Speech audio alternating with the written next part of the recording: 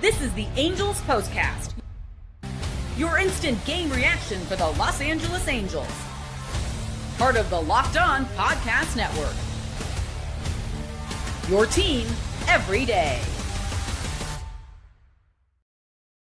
Hello, Halo Nation. Hello, Halo hopefuls, and welcome back to the latest edition of the Locked On Angels Postcast. Coming at you live, as always, after every single Angels game right here on the Locked On Angels YouTube channel, and after the fact, both on the channel and wherever the heck you get the Locked On Angels audio podcast feed. If you don't know who I am, what's going on, everybody? My name is Gavin Carlson, former credentialed journalist in the LA area, spent 4 years covering UCLA sports, also interned at Fox Sports for a little bit, and I currently work for the Clippers, now in year 2 with the Locked On Podcast Network, where it's your team every day. Our team is the Angels, and our Angels are looking like the Angels, folks. There's no other way to put it.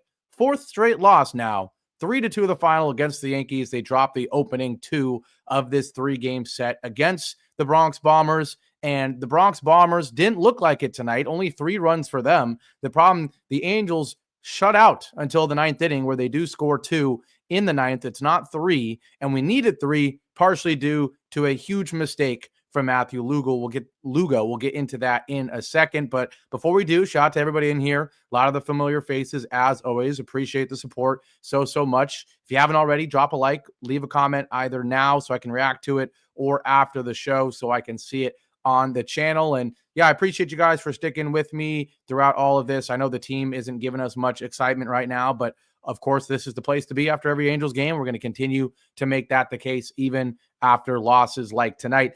Feeling a little more energetic. I know yesterday I was looking dead and feeling dead after a weekend in Vegas, after getting my wallet stolen, after driving from Vegas to LA, but we're feeling good and energized today. Unfortunately, our Angels weren't, and we're not going to waste any time.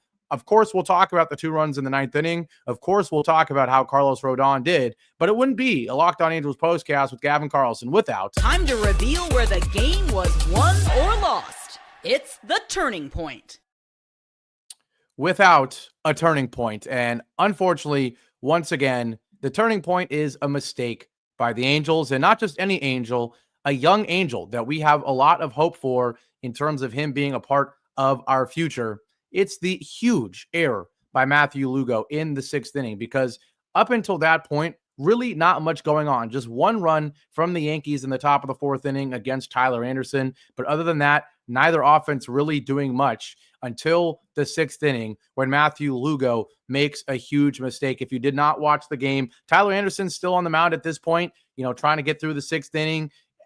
Lately, Angel starters, they've been getting deep into games, especially during the winning streak, deep into games. Ron Washington understanding that we cannot rely on this bullpen for, the 9th, the 8th, the 7th, and the 6th. Like, at least the starter needs to get through the 6th. Then if Tyler Anderson gets through the 6th, only allowing 1 run, of course, against this Yankees lineup, it is a huge success. But unfortunately for him, after striking out Aaron Judge, did a great job against him. Cody Bellinger, he hits one hard. He hits it deep to left center field. But Matthew Lugo, he's under the ball. He's under the ball on what should be a routine fly ball, and he just misses it. He just flat out misses it. Now, I guess he read it wrong off the bat. He initially took a step forward, then realized he had to go back. But when he goes back, he has plenty of time, and he doesn't even look like he's struggling. The only thing I can maybe think of is you saw that right arm kind of out a little bit. Maybe in the back of his mind, he wasn't sure how close to the center field wall he was. And as a result, if he goes, 2 feet or maybe even a feet deeper towards the wall, it's an easy catch, right? But still, it should have been an easy catch. He wasn't even sprinting. He was basically walking back towards the warning track and just flat out misses the ball off his glove. To make matters worse, he makes a mess of it trying to pick the ball up. And so Cody Bellinger, obviously a speedy guy despite his size, and he was running hard because he did hit one deep.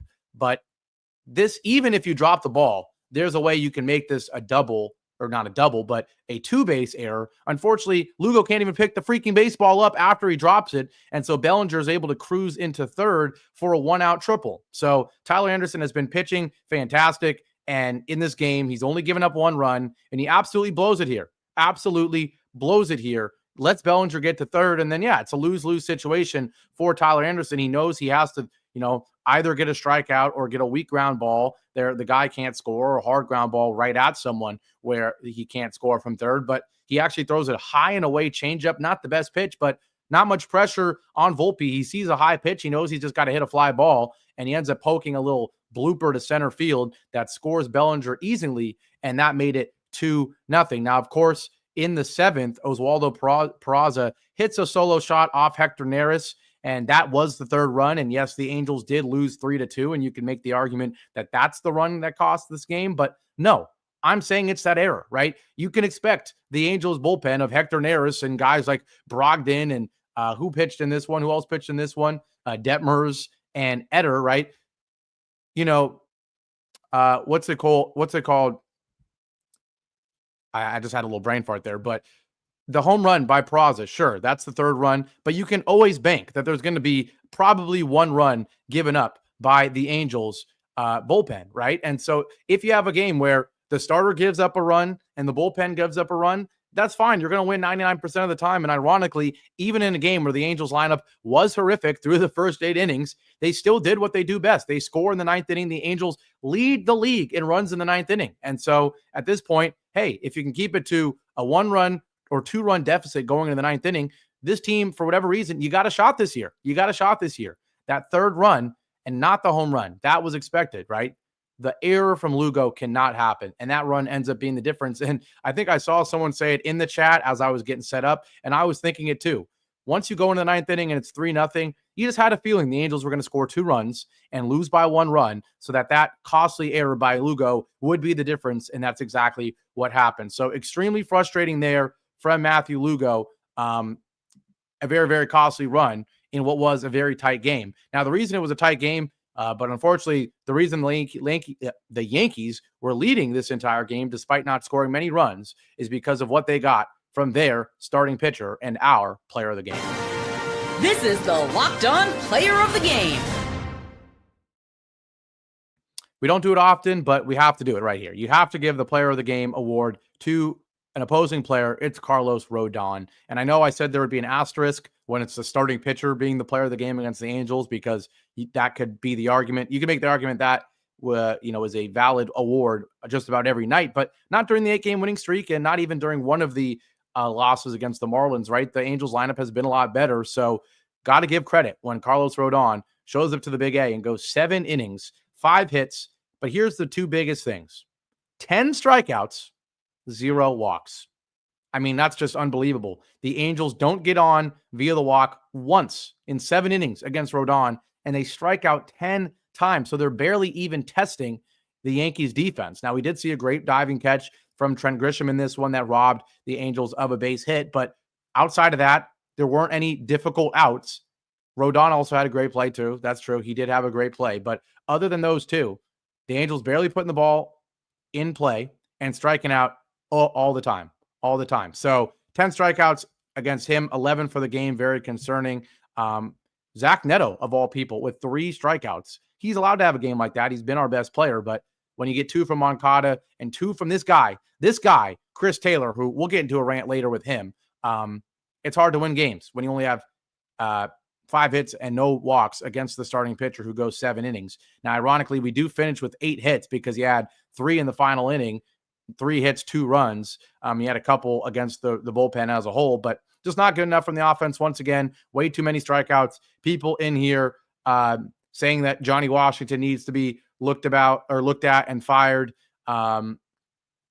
David M saying lethargic, lifeless offense, and who better to lead it than a career minor league 185 hitter? I'm talking about Johnny Washington. Angels win saying fire Johnny Washington and hire Manny Ramirez. Manny's literally begging for a job. I don't know. It's just, there's no life. You'd think there'd be adjustments in terms of the strikeouts. People like Giga Chad asking valid questions in terms of, was the win streak a fluke? At the end of the day, it's this with this Angels offense. They're a team that can get hot. They got young guys. What are young guys more than veterans? They're polarizing, not only in terms of their personality and anything like that. I'm talking about their play. They're inconsistent. That's what a young guy is. That's what separates a young player with potential from a everyday veteran or just a young star, is the consistency, right? And so, yes, you're going to have games where you get 2 hits from Neto, and then you also get, Joe Adell or a Matthew Lugo or a Kyron Paris contributing with something, and then Logan O'Hoppe occasionally has the huge game, right? Not to mention that your veterans aren't very consistent either. Taylor Ward is about as bipolar as it gets, right?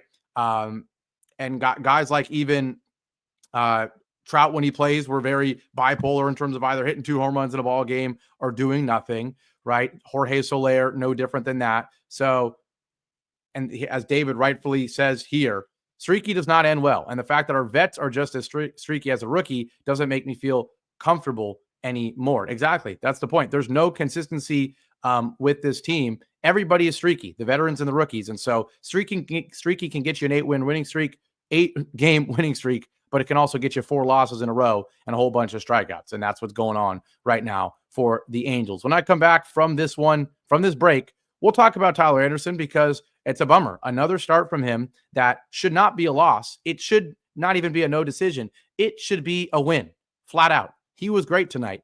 He really only had 1 bad pitch, you can make the argument, and yet he's the losing pitcher tonight. We'll talk about him, and we'll get into a Chris Taylor rant because I see some people in here both saying he sucks, some people saying that the signing is not that bad. I'll give you my take on the matter after our break here on the Locked On Angels Postcast.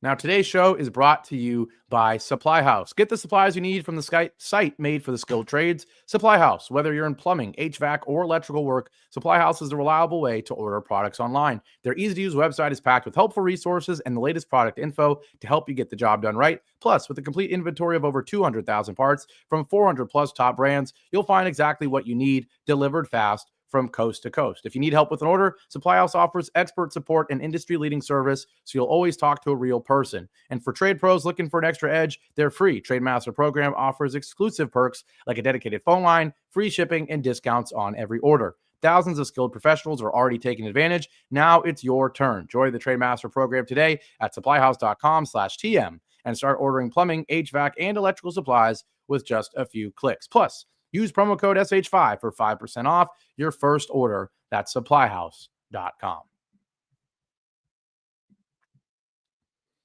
Back here live after a 4th straight loss to the Angels here on the Locked On Angels Postcast. We already talked about the huge, costly error from Matthew Lugo that led to a run, and that run was very decisive because the Angels fall 3-2 in the ball game. We'll quickly talk about that 9th inning where the Angels do score 2 runs before we talk about Tyler Anderson, and I give you my take on Chris Taylor. Maybe not what you're expecting when you say Chris Taylor rant, but you'll see what I'm getting at. Now, if you missed that 9th inning, or if you want to be reminded of the only good inning of the game for the Angels, it came right away. Yoan Moncada against Devin Williams. Devin Williams brought into this game. He's not the everyday closer. I believe it's Weaver more than him, but Devin Williams comes in and he throws a 1-1 changeup that catches too much of the zone down and in, and Yoan Moncada crushes it. 413 feet. He's shown throughout his young tenure with the Angels since coming back from the injured list that he can hit bombs. This one, 105.2 exit velo, 413 feet. That instantly injects some life into the Angels and the Big A, the Angels crowd, that was silent the entire night, other than those annoying Yankees fans, right? And from there, the momentum continues. Taylor Ward, he gets a base hit on a ground ball on the third base side. And then Travis d'Arnaud, he hit one that for a second looked like it was gone. He got a fastball inside, but kind of down the middle, and he hit it pretty well. 104.9 exit velo, 380 feet. If it goes 390, it is gone, but it does not. And unfortunately, that would have tied the game right there. It doesn't. And Taylor Ward's not even able to advance. It's okay. Luis Rengifo's single makes it first and third with 1 out. And this was so close to being the gift the Angels needed to tie this game. Joe Adell hits a ground ball to the shortstop, Volpe, and Volpe, for whatever reason, makes a throw that kind of pulls DJ LeMahieu off the bag a little bit. He barely, and I mean barely, is able to graze the second base bag with his left foot. He was this close to, having it off. He was falling off the bag. The Angels said, we'll challenge it anyway, but the foot was on the bag, and he is out. Taylor Ward does score on the play, but Rengifo's out at second. Adell gets to first, and that brings up Logan O'Hoppe. Sigh. What a frustrating freaking at bat from Logan O'Hoppe. We all love Logan O'Hoppe. He's a great guy. He's a great player. He's going to be a great Angel forever. But 3-0, and you pop up. I don't care if it's a 3-0 fastball right down the middle. I'm not normally a guy who likes to look at the result. I like to look at the approach, look at the decision, and then, whatever the result is, if the decision making was right and the execution was off, that's a different conversation, right? But when you swing 3-0, you know the rule. If you swing at 3-0, I don't care if you hit a deep fly ball. If you swing 3-0, you better get a hit. Or fouled off, of course, but you better not make an out. And if you swing 3-0 as the last hitter of the game, and it's not a strike, it's a high fastball up and in on 3-0, you better have been sitting, and I mean sitting, on high and in fastball. And guess what? You better hit it. And based on the location of the pitch, you kind of have to hit it out to left field, down the left field line. But instead, O'Hoppe swings 3-0 as a pinch hitter on a pitch up and in, out of the zone, and he pops up. That cannot happen. I don't care if you're O'Hoppe. I don't care if you're Soler, Ward. I don't care if you're Darno or Kevin Newman. You can't do that. You can't do it. And so that was very, very frustrating. The other frustrating thing, the wasted start of Tyler Anderson. He was great tonight. Great tonight. 6 innings, gives up 5 hits, just 1 walk, which has been an issue for him. 1 walk, 5 hits, 1 earned run via a solo shot. And outside of that, he gives up another run that's unearned thanks to the Matthew Lugo blunder. You can make the argument that Volpe doesn't get a base hit if Tyler Anderson doesn't have to pitch with an undeserving runner, an unearned runner on third base, right? So before that error from Lugo, outside of that, it would have been 4 hits, 1 earned run. Very, very frustrating. Very, very frustrating. So Tyler Anderson is now 2-2, despite a 3.39 ERA, right? You got guys like Rodon, who, yes, he's been phenomenal. He's got a 2.6 ERA, but he's 7-3 versus 2-2 for Tyler Anderson when the ERA is 0.8 runs better. So I feel bad for Tyler Anderson. He's been great this season. A lot of people, including myself, I'll be honest, doubted how he would be at the beginning of this season. He had a great start to last year. Should have traded him at the deadline. Did not. And then he had a horrible second half. And I'm thinking, okay, that was our chance to trade him. Now he stinks.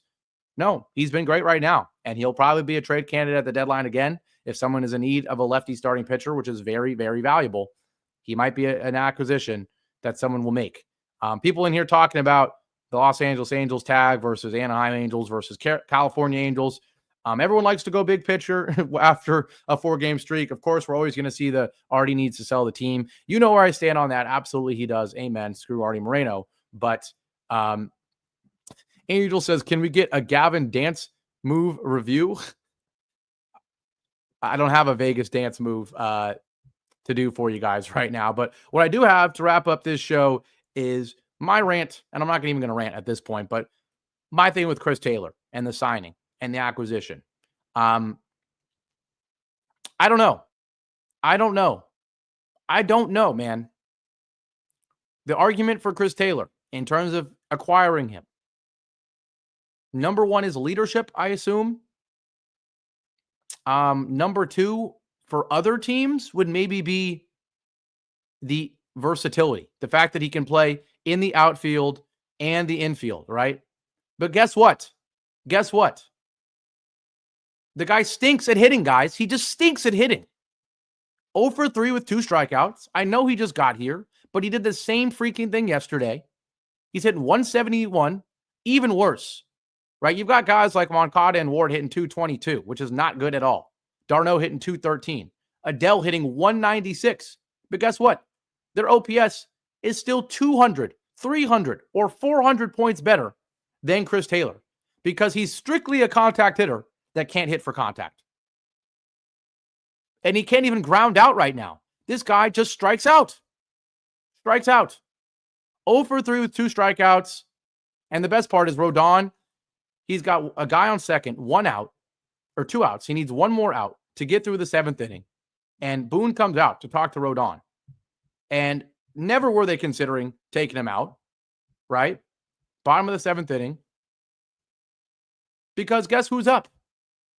It's freaking Chris Taylor. If it was a good, and the fact that it's a lefty starter against a righty with the guy on second base, and you know that this is probably Rodon's last at-bat, if it's a real right-handed hitter that people actually care about and fear in the slightest, I guarantee you, Boone brings in a righty right there. I guarantee it. I guarantee it. I mean, he literally did it in the next inning. So he probably would have done it right there if anybody feared Chris Taylor. But instead, he goes up to Rodon, and I guarantee you this is what he said. Hey, Carlos, calm down. I'm not going to take you out. Nothing to worry about. We have a hobo at the plate for the Angels. We have a mannequin holding a piece of wood. We're fine. And so what happens? Rodon throws a four-seam fastball down and in on 2-2. Chris Taylor stares at it. Hey, hey. Side retired. Runner on second base stranded because we've got a no-name at second base. So, okay, I get it. Maybe he's not going to contribute at the plate, but maybe he's a need, right? Maybe that's the argument that people are making. Maybe he's a need in terms of versatility in the field, right? No. We have Luis Rengifo, who can play just like Chris Taylor can play anywhere, right? Moncada can technically go third and first, maybe. Neto can play short and second if you really needed it. Right? The infield is fine.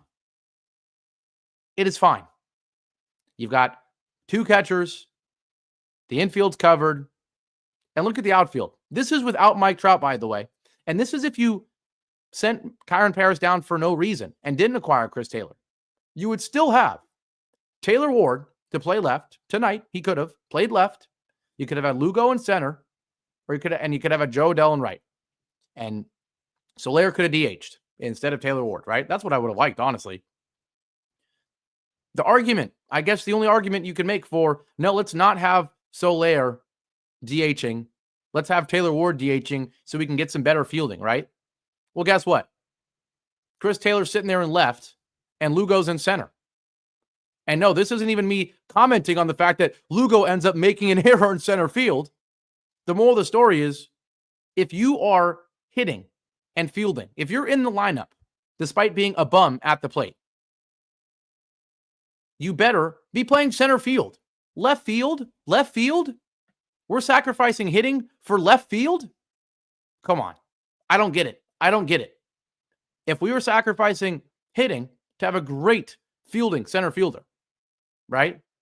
I mean, Trent Grisham was that for the Yankees for a couple of years. He's actually hitting decently this year, 250 with an 871 OPS. He's pretty darn good. He'd be about the best Angels hitter, right? But there's people that make sacrifices or teams that make sacrifices. They have a great center fielder in there who's not going to contribute at the plate. That's fine. But Chris Taylor is in left. He's in left to contribute nothing.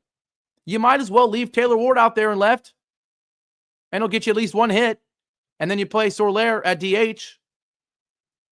And that's before Trout comes back. And that's ignoring the fact that we got rid of Kyron Paris for Chris Taylor. It makes no sense. It makes no sense. If the guy was hitting but not fielding, great, put him in left or DH. If the guy was fielding at an important position and not hitting, okay, put him in center and hit him ninth. He's doing neither. He's not hitting, and he's not even in an important fielding position when you've got other guys that can play left field and have a better bat than him. Both guys in the immediate that would be better than him, or guys like Kyron freaking Paris that at the very least give you some growth and potential for the future. That's the problem. Is Chris Taylor a bad fielder? No, not at all. He'd probably have made it to play at center field that Matthew Lugo didn't make. But you're not even using him in center field. So then what's the point? What's the point? And his utility, versatility aspect is useless as well because you have plenty of infielders and plenty of outfielders. So it's useless. You sent a guy down for nothing. Nothing against Chris Taylor, but you sent Kyron Paris down for nothing. It wasn't a need. It wasn't a need. You made a win now move, sending down Kyron Paris for a veteran when you ain't winning now. You're 25 and 29. And so there's a debate that could be made if maybe Kyron Paris needed to be moved down, get some time in the minors to find his confidence back. But great. Do that when Trout comes back. Don't go get Chris Taylor for no reason. It doesn't make sense. It doesn't make sense. But with that being said, we're going to wrap this one up. Shout out to everybody in here. We got people saying the Angels should move to Alaska, to Utah. Come on now. We know that Anaheim, we know that OC deserves this team, right? So let's, unless you're making jokes, I'm sure you're making jokes, but I get it. Shout out to everybody in here. Appreciate the support as always. We got a couple haters in here today. I'm not gonna lie, or just maybe one guy, but appreciate everybody as always. Leave your likes. Appreciate that. Leave your comments and all that. As always, love you guys so much. Let's turn this thing around, man. Let's turn this thing around. Let me know in the comments what your thoughts are on Chris Taylor. What your thoughts are on Tyler Anderson tonight, on, Ohapi swinging 3-0, on everything else. But you guys are the best. We'll be back here. Go Angels. Let's avoid the sweep tomorrow. Keep your head up, and appreciate you guys so much. Go Angels. Take care, everybody. Have a great night.